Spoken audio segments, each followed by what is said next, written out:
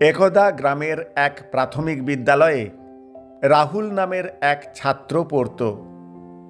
সে ছিল অত্যন্ত মেধাবী ও বিনয়ী, কিন্তু মাঝে মাঝে সে বন্ধুদের সাথে খেলা করে পড়াশোনায় অমনোযোগী হয়ে পড়ত।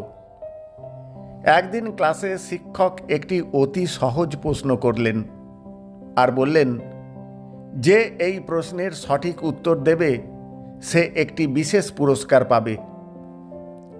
রাহুল প্রশ্নটির উত্তর জানত না, কিন্তু তার পাশে বসা বন্ধু রাহুলকে কানে কানে বলে দিল উত্তরটি। রাহুল হাত তুলে উত্তর বলল।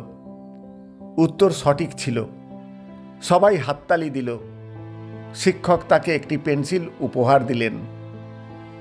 কিন্তু সেই রাতে রাহুলের মন খুব অস্থির হয়ে পড়ল।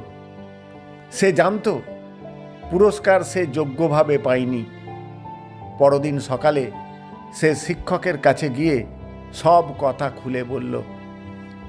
শিক্ষক মৃদু হেসে বললেন, তুমি আজ সত্যের পথে দাঁড়িয়ে অনেক বড় জয় পেয়েছ রাহুল। যে সত্য স্বীকার করতে পারে সে সত্যিকারের বিজয়ী।